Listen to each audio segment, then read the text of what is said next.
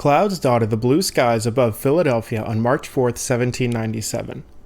A calm breeze wove its way through the streets and buildings of the temporary capital of the infant United States of America. Representatives from all 13 states gathered to see the messianic figure of George Washington leave his duties behind as president. Replacing the elegant, athletic, and gentlemanly Washington was another American patriot. However, this one was more portly, gruff, and much short-tempered. John Adams ascended the steps and was sworn in the head of a government he fought for and had a hand in creating. From what he deemed to be the most useless office established by mankind, he rose to the office to take place among the titans of American history and establish his name in the country's history.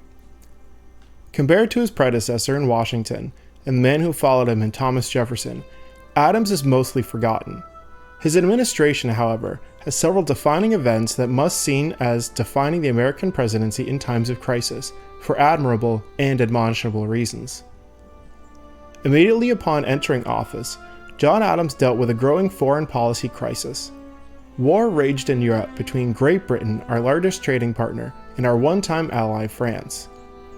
Adams' administration focused on avoiding being drawn into the war. The administration began its focus on the French, who had been a recent American ally. Following the signing of a commerce treaty and friendship between the young United States of America and His Majesty's Great Britain, the French increased tensions between the two nations by seizing American ships on the high seas. Outrage grew among the American population, and Adams sent 3 envoys to France to negotiate an end to the hostilities with Foreign Minister Marquis de Talleyrand. Upon arriving in France, the ministers were denied access to the foreign minister unless the United States met several preconditions, among which was a bribe to the French revolutionary government. The conversations began to spiral, and the French threatened an invasion of the United States if their demands were not met. Through negotiation, Talleyrand did meet with the envoys. However, he refused to cease impressing American sailors and capture the American shipping. Once the letters of correspondence were published in the news, the United States began to prepare for open conflict. Ships were sent down into the Caribbean to fight French forces. From there, Adams reopened negotiations in order to avoid a full-scale war.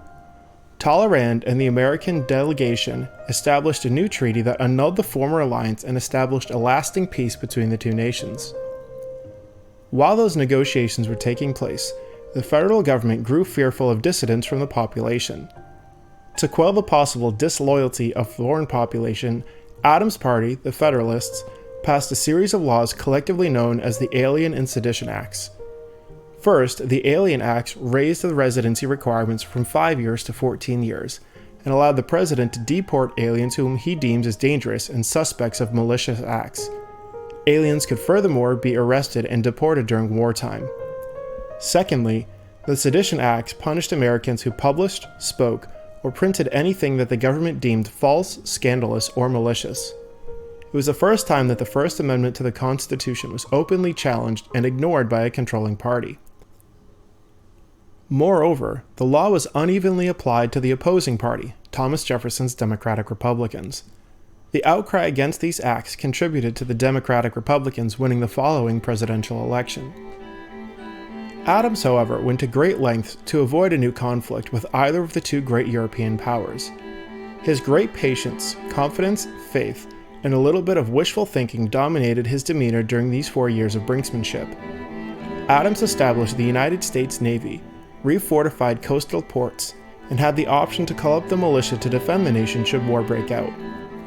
These preventative measures, alongside the revelation of the XYZ affair to the American public, provoked an outpouring of support for a declaration of war with the French. Pressure came from within Adams' own party. However, he remained steadfast in his opposition to another war. In 1798, the Adams administration received correspondence from France that called for negotiations. Eventually, these negotiations with Napoleon Bonaparte would produce the Treaty of Mortefontaine, releasing the United States from treaty obligations to the French Empire and recognizing peace in the high seas. Despite the fact that it meant the end of his political career, Adams claimed it as the crown jewel of his 25 years of public service. Despite making his way through the foreign policy crisis and his own declaration that it was his crown jewel, Adams' lasting legacy will be through his final act as president. On the election of 1800, it became clear that Adams was a lame duck.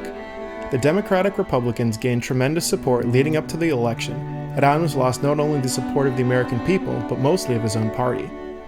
There came a choice to be made: relinquish the power and office of the presidency, or retain it as so many had done throughout history.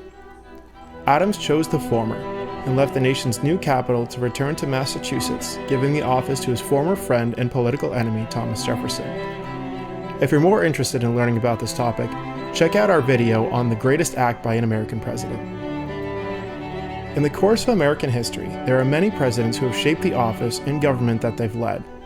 While none can quite live up to the titan that is George Washington, John Adams quietly took the reins of the young country and avoided conflict that surely would have changed the course of the infant United States. Thank you very much for watching our latest episode on the American presidents.